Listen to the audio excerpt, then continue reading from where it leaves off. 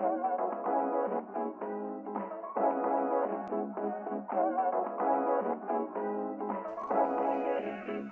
everyone, Aaron here, and welcome back to another episode review. Today is the third one I'm doing. Oh, holy crap. I kid you not, I did 3 episode reviews today. This is the only reason why I particularly don't like, per se, doing episode reviews, but I also know you guys, really do care for them, so I'm doing them for you guys. I'm putting up with this for you guys. Now, this is episode 3 review for Kiznaiver, and so finally, you remember that guy that you see in the intro, which you see him, I want to say several scenes, but you really don't know per se why he's in there when you don't see him in the first 2 episodes of the show. Well, you finally get to learn about him today. Now, one of the biggest reveals I think right off the bat is that we have the one girl who claimed that she killed someone, saying that she's lying about that. So, yeah, there goes that mystery surprise or that wow factor. I actually almost went like, really? I think I was like blown away by just that moment of going, oh, okay, well, that kind of sucks. I mean, that would have been interesting to see that factor from her. She could still be telling the truth about it, but, it seems like maybe she was just lying about it and just trying to be serious and stuff like that. I almost also appreciate it, though, from the sheer fact that, Kiznaiver is not trying to be, per se, a super serious show, but more so a kind of funny show with, like, I think serious tones built into it. So I think that is a good thing that they did with that. Now, from here on out, we have our team finally getting released because their mission's over and going back home. We have our one friend, the Mad Dog, actually deciding, you know what, I'm going to stay with our one character because, you know what, I promised him he would be safe, and I actually just think he's a freeloader. I think Mad Dog just wants to live with this guy just because, Kachan has the, I want to say the living space for him, essentially. That's the only reason. There's no ulterior motive. He's not actually trying to protect him. I think he's just living with him just to live with him. He claims that, oh, it's this way, you don't get hurt, we don't get hurt. It's all a lie. Anyways, within probably a few moments too, we also have our next weird series of events where everyone feels a sharp jolt of pain again. But from what it sounds like, they don't know who it is from the 3 right there because Chidori shows up in scene in a couple seconds, and she didn't feel pain in the morning. So they all assemble at school trying to figure out, who felt pain? Who was it? They also learn that they are actually assigned numbers. And when they realize that, wait a second, it says D7, they've then realized the mission is to find out who is D7 and who is the 7th Kiznaiver. So within some kind of easy deduction, we actually found out that there is one person missing from the class constantly. And he is apparently a young man who doesn't attend school at all. He's actually going to be left back completely. He gets hurt a lot, apparently. He goes to the hospital. He's famous at the hospital. According to Nico, because the sheer fact that he's always hurt and always in really painful things. And within a few moments then, after some funny series of events, we find our 7th member finally, who, that is the weirdest picture I think to have for him. I don't know, that was like a very doofy picture for him, whatever. So, from almost like an antics of a cartoon, the next maybe a good, say, 7 minutes of the episode has the characters running around town looking for him as he's dodging through different places and different supermarkets and stuff like that. When finally everyone finally assembles on a bridge, meets him, and he talks to Kachan for a couple minutes. I'm calling him Kachan because I think it's kind of funny just to call him that. I know Chidori names him, and I also, for the life of me, only remember him by that name because he's always being, I think it's Katsurugi or something like that, I think.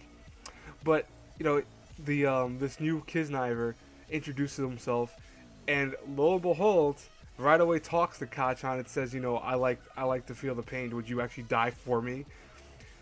That leads Kachan to actually do something that I think was a brilliant, scene-wise. I mean, I love the scene, the way it looks. Like, this picture right here shows you Kiznaiver has some great animation to it. Jumps off the bridge into cars. Yeah, he does that. Leading to then us realizing, well, was something I realized pretty early on, that our 7th member actually likes pain. He's actually, they find him, and he loves the pain. He's enthralled by it. He's a masochist. Short and simple. I wasn't too surprised, but I don't think most of you were either if you watch anime. But then what is actually very interesting is that we have Sonozaki-san apparently in a meeting with several, what looks like higher-ups. And she's talking to them about these members of all these the Kiznaivers finally assembling, and she's talking about the 7 sins that she considers like imbecile, annoyingly self-righteous. You can read them on screen if you want to, because I'm gonna leave this up for a little bit. But she talks about them finally being brought together, and that apparently everything's underway to start this creation project of having it where maybe something will bind together from these people finally joining together. And I'm thinking, this is my kind of thought on this, that maybe this is a kind of program to see if they can get rid of, I think, everyone's self-righteousness, or maybe, or more so, everyone's self-centeredness. So maybe they're actually trying to see if that can be done in human beings, because all 7 of these characters are connected, and I think that really is what promptly makes this series a series that's really looking at characters and how they react in society.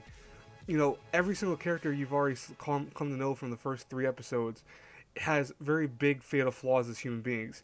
You know, one is very kind of just independent. One is, you know, very narcissistic almost in a way. You have another one who claimingly is doing things for, you know, to help everyone, but really is, you wonder if he really is. So on. And I wonder, you know, maybe this is a kind of system that's meant to be, hey, can we get rid of these traits in people, make them actually one for all or all for one mentality? Who knows? I'm serious, guys. You know, this episode scared me a little bit with the kind of goofiness of it, but at the same time made me really go, you know what? This show is still continuing to blow my mind on how it takes even goofy moments and make something out of them in a way that, you know, I felt this show is awesome. I still am. Episode 3 is still combining my strength of making me think this show is going to be one of the best of the season by far. I really hope it continues down that route. You know, it's 12 episodes, so we have, what, 11? Wow, I can't do math. We have 9 episodes left. I said 11. We have 9 episodes left, and, you know, that really shows that maybe, hey, maybe finally we can say that this show is the show of the season. It's too early on to say, you know, there's still plenty of time that this show can go downhill, and I always leave it into the concept that, hey, it's possible, because great shows have done that before. But that's it for today's review. I liked it. I think it was a great episode. I'm pretty sure you guys will love it too if you haven't watched it yet. If you did love it, I want to know in the comments what your thoughts were on it. Please put the comments. You know, one thing I like about more so my episodic reviews is that, you know, I do get a lot of views on them. One thing I don't really like is I don't have really a lot of comment feedback from you guys right now. I noticed that. So I'm not saying that, you know, I'm forcing you guys to write comments. Don't worry about that. But I would love some feedback from you guys. You know, tell me what you thought of the episode. Who's your favorite character from the 7 so far shown? I think for me personally, I really like Hachan. I think because more so, you know, I think his character concept is really cool.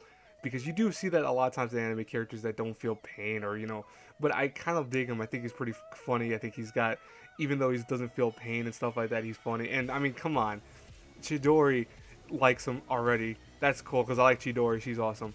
But anyways, guys, I'll talk to you guys later. Have a great day. You know the usual. Please like, comment, subscribe, whatever. Bye bye, everyone.